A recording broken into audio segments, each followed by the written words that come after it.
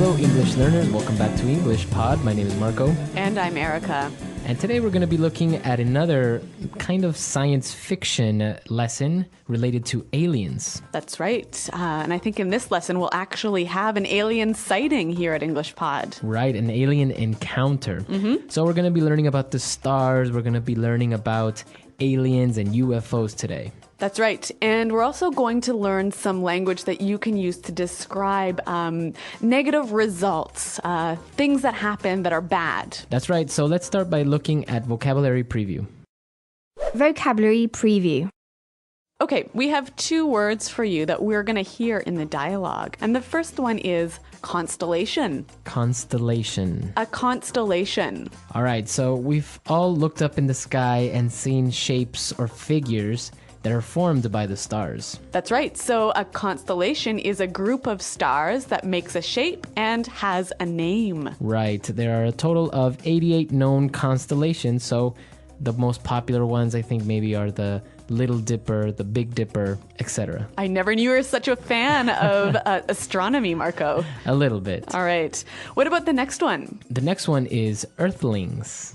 Earthlings. Earthlings. So Earthlings are people who live on planet Earth. On Earth, exactly. Yep. And in the dialogue, we're going to hear greetings, Earthlings. This is the most typical phrase that you will hear in almost every single alien movie. Exactly. So it's like saying, hello, people from Earth. Yes. Every single alien in the world says this phrase. So those are the two words that we are going to find in this dialogue today. So why don't we start and listen to what happens with our UFO experience.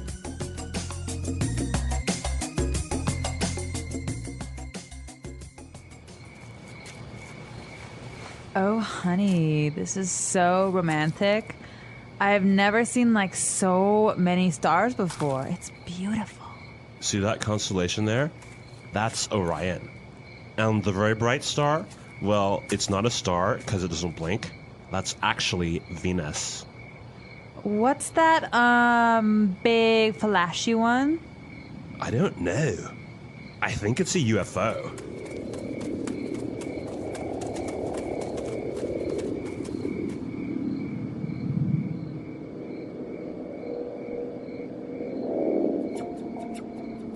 Greetings, Earthlings.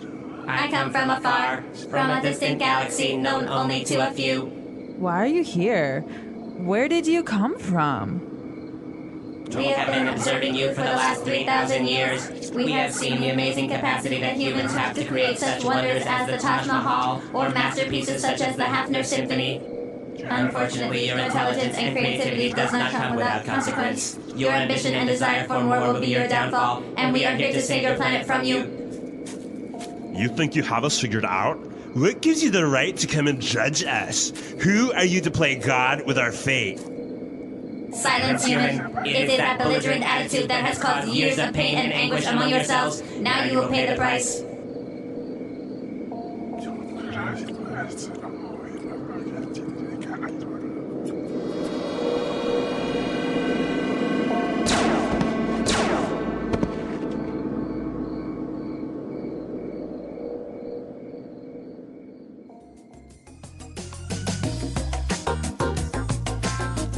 Well, that didn't work out so well for the Earthlings, now did it?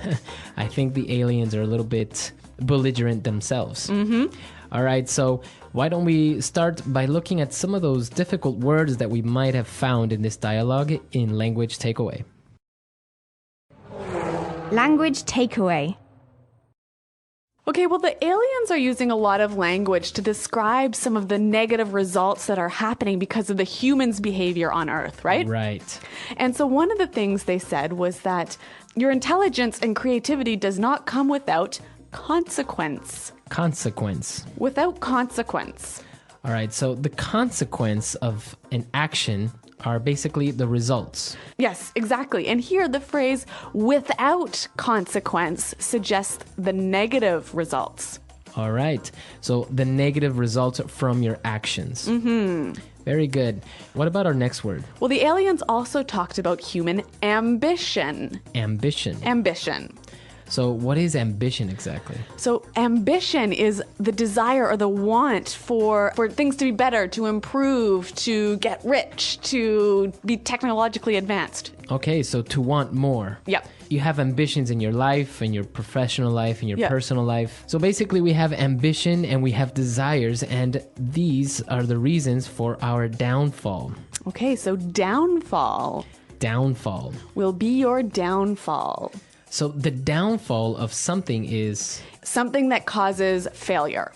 okay, so the loss of wealth or the loss of reputation or that it gets ruined. Exactly. The downfall. We can say, like, for example, the downfall of the Roman Empire. Or you know what? This guy is a great employee, but his lack of ambition was his downfall. Very good. All right, coming up to our next word. The alien described that humans have a belligerent attitude. Belligerent. Belligerent. Belligerent. All right, this is a very nice word. So why don't we listen to some examples of how we can use it in context? Example 1. Don't take that belligerent tone with me. I don't want to argue with you. Example 2. Thomas is always so belligerent. It is impossible to talk to him. Example 3. Stacy was fired for her belligerent attitude. Okay, so I can understand that it means sort of aggressive, having a strong willingness to fight. Exactly. A belligerent person, a belligerent attitude, a belligerent country. Okay. Very good. And our last word for today, Anguish. anguish. Anguish. So to cause great anguish. To cause a lot of terrible emotional or physical pain. Okay, so it is a synonym of pain, of suffering. Yeah, but really intense suffering. Really intense. Why don't we give a few examples? The end of his marriage caused him great anguish. Or, for example, the loss of his dog caused him great anguish. Okay, so anguish. All right, so we've covered 5 great words on language takeaway today. Why don't we move on now to putting it together? Putting it together. Okay, we're going to look at 3 phrases that we heard in the dialogue and see how we can use them in different contexts. So the aliens were praising some of the masterpieces that the humans have created, right?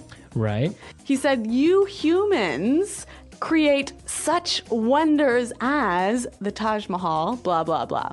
Okay. So let's look at this phrase, such wonders as. All right, so we have a noun here, a wonder, An amazing thing. an amazing structure. Yes. So he says such wonders as. Now we can change this noun and replace it with another one, right? Yeah, we can replace that noun with anything. So why don't we hear a few examples? Example 1. To finish this house, we need such materials as cement, wood, and steel. Example 2. I need to write a report on a social topic such as psychology, health, or marriage. Example 3. Companies have found that social networking sites such as Facebook and Twitter are great marketing opportunities. So this is a really useful structure to use when you want to give examples of many different things. Okay, and as the alien was criticizing the humans, the guy said, "What gives you the right to come and judge us?" So interesting phrase. What gives you the right? What gives you the right? What gives you the right? All right, so if I tell you, what gives you the right to, and then a verb, Yeah. what am I saying there? You're basically saying you don't have the right to do this. You shouldn't do this. Why are you doing it? Or why do you want to have this control over me? Yep. So when would you use this phrase? If somebody is trying to control you, or maybe somebody is judging you or doing something to you against your will, maybe, Yep. you would say, what gives you the right to take my phone away? What gives you the right to tell me what to do? All right. It's a good phrase to tell that other person that they shouldn't do that. They're doing something unfair. Unfair. Okay. Yeah. And our next phrase is very similar. Who are you to play God with our fate? Okay, so I want to look at this. To play God. All right, so to play God is making these arbitrary decisions, like he is the master of everything. Right, controlling everything. But this phrase, who are you to? So basically saying you don't have the power or authority to do this. And you can use it in exactly the same way. Who are you to tell me what to do? Who are you to take away my phone? Exactly. So you don't have the power to do this. Very good. So these phrases are a little bit aggressive, almost belligerent, wouldn't you say? A little bit, but I guess if you are being treated unfair or if you are angry at a situation, it would be a good phrase to use to put your point across. Yes, and as we saw, these humans are pretty angry. So why don't we listen again as they're telling the aliens, who are you to do this to us?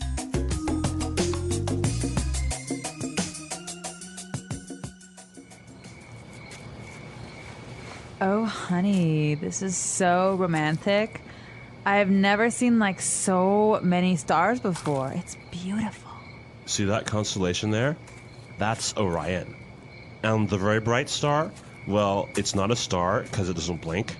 That's actually Venus. What's that big flashy one? I don't know. I think it's a UFO.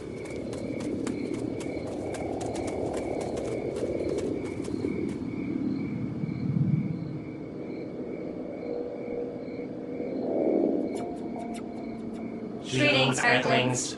I come from afar, from a distant galaxy known only to a few. Why are you here? Where did you come from? We have been observing you for the last 3,000 years. We have seen the amazing capacity that humans have to create such wonders as the Taj Mahal or masterpieces such as the Hafner Symphony.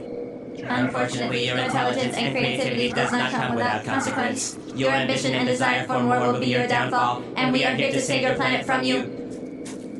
You think you have us figured out? What gives you the right to come and judge us? Who are you to play God with our fate? Silence, human. It is that belligerent attitude that has caused years of pain and anguish among yourselves. Now you will pay the price.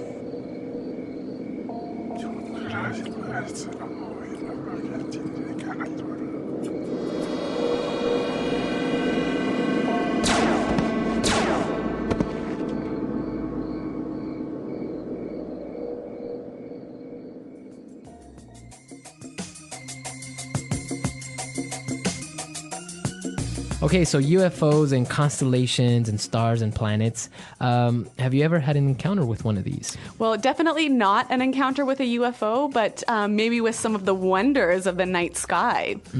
What happened? Well, you know, when I was small, I used to have my vacations up in northern Canada.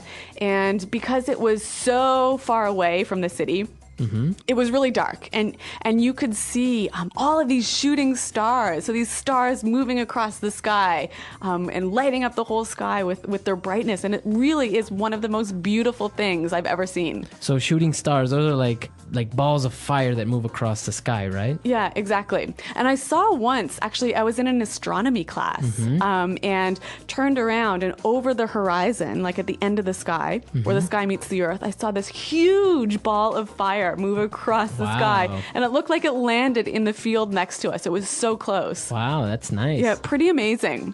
Well, I imagine that it is really amazing, and I guess Canada is the place to be when you want to see these things. I know. We've got like northern lights, we've got shooting stars, lots of stuff. All right, so what about you guys? You should tell us if you've ever seen a shooting star or a meteor or something of this type of astronomy things, right? Or even a UFO. All right, so come to our website, englishpod.com. Be sure to leave your questions and your comments. And Erica and I are there to answer any questions or doubts. Well, thanks for downloading, you guys. And until next time, goodbye. Bye.